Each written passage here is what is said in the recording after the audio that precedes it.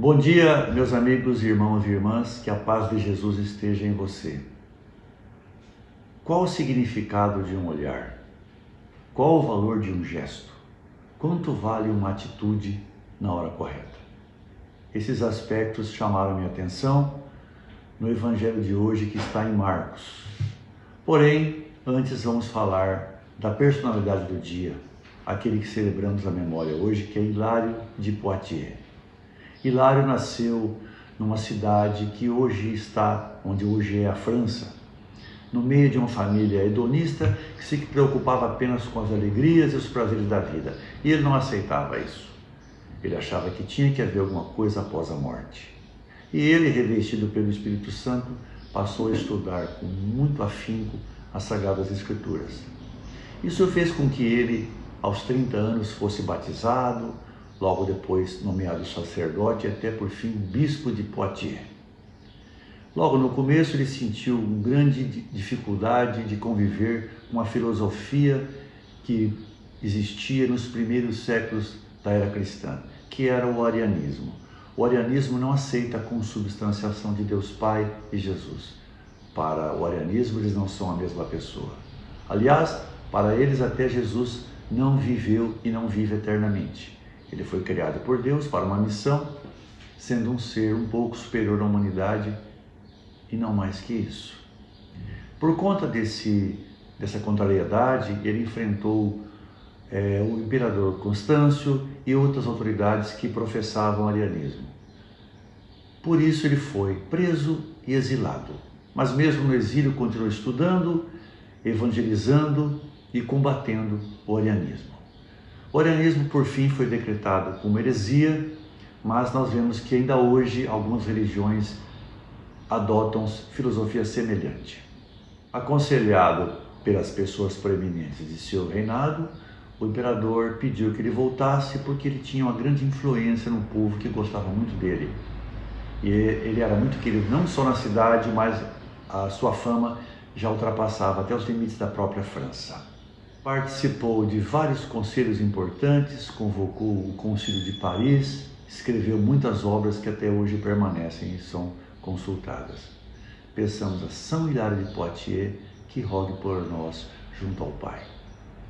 Vamos agora ao Evangelho de hoje, que, como eu disse, está em Marcos, capítulo 1, versículos de 29 a 39. O Senhor esteja convosco, Ele está no meio de nós. Proclamação do Evangelho de Jesus Cristo segundo Marcos. Glória a vós, Senhor. Pelo sinal da Santa Cruz, viva Deus, nosso Senhor, dos nossos inimigos. Naquele tempo, Jesus saiu da sinagoga e foi com Tiago e João para a casa de Simão e André. A sogra de Simão estava de cama com febre e eles logo contaram a Jesus. E ele se aproximou, segurou sua mão e a ajudou a se levantar.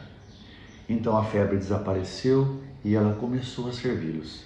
À tarde, depois do pôr do sol, levaram Jesus, todos os doentes e os possuídos pelo demônio. A cidade inteira se reuniu em frente da casa. Jesus curou muitas pessoas de diversas doenças e expulsou muitos demônios. E não deixava que os demônios falassem, pois sabiam quem ele era. De madrugada, quando ainda estava escuro, Jesus se levantou e foi rezar num lugar deserto. Simão e seus companheiros foram à procura de Jesus. Quando o encontraram, disseram: "Todos estão te procurando." Jesus respondeu: "Vamos a outros lugares, às aldeias da redondeza. Devo pregar também ali, pois foi para isso que eu vim." E andava por toda a Galileia, pregando em suas sinagogas e expulsando os demônios. Palavra de salvação, glória a vós, Senhor. Muito bem, a análise do Evangelho de hoje nos permite dividi-los em 4 pontos. Antes eu queria dizer que para mim parece como se fosse um relato de um dia. À primeira vista você pensa que é um relato. Ele saiu da sinagoga, foi na casa da sogra de Simão, curou-a, depois curou os que estavam nas proximidades, foi rezar e partiu para outra localidade. Mas nós podemos dividir esse relato em 4 pontos que me parecem ser muito importantes. O primeiro deles é aquele em que dá conta de que Jesus sai da sinagoga, onde ele havia repreendido com veemência e com severidade um demônio que se apossara de um morador da localidade, e foi para a casa da sogra de Simão. Lá ele a tomou a mão com suavidade e doçura, a levantou e a curou. Ou seja, vemos aqui duas atitudes e dois gestos diferentes, um apropriado para cada ocasião. O segundo ponto importante que eu vejo aqui é que a sogra de Simão, após curada, a maneira que ela agradeceu não foi com palavras, ela passou imediatamente a servi-los. Muitas vezes, para agradecermos ou para fazermos alguma coisa, é bem melhor que o façamos com gestos apropriados do que simplesmente com palavras. Não que estas não sejam também necessárias. O terceiro ponto importante é que a comunidade se sentiu praticamente evangelizada com a atitude de Jesus na sinagoga e com a notícia de que ele havia curado a sogra de Simão. E toda ela se assomou à porta da casa à espera de encontrá-lo. E ele saiu e curou e expulsou demônios também ali. O quarto ponto importante é aquele quando ele se retira para um lugar deserto para suas orações, e quando foi procurado disse que tinha que seguir, porque a obra dele não terminava ali, ele tinha muitos lugares ainda para ir. Não podemos deixar de notar então os gestos e as atitudes de Jesus. Curou a sogra de Simão após haver repreendido um demônio com firmeza, e assim ele foi pela vida fora. E ele sabia que após a existência dele, a passagem dele pela terra, as doenças, as misérias, as dificuldades iriam continuar. Por isso que ele, ao mesmo tempo em que ele evangelizava, através de palavras, parábolas e ensinamentos sempre apropriados, ele sempre fez questão de deixar claro os gestos e atitudes para que nós passássemos a adotá-los também pela vida fora. Ele não foi insensível ao sofrimento e à dor de cada pessoa. Ele se importava com cada um daqueles que o procuravam.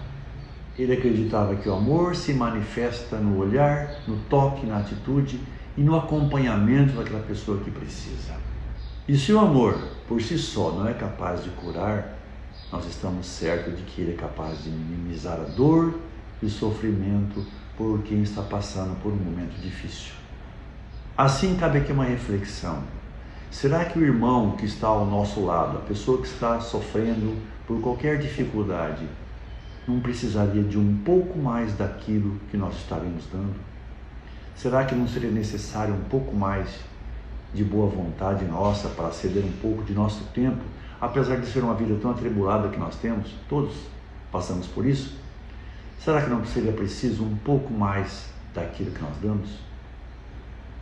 É a reflexão que eu sugiro para que todos nós façamos hoje em nossas vidas e que a gente reconsidere sempre nossos gestos, nossas atitudes e a maneira como olhamos para o nosso próximo, para quem está talvez com muito mais problemas daqueles que nós possamos enxergar. Fique na paz de Jesus e até a próxima, se Deus quiser. Um abraço.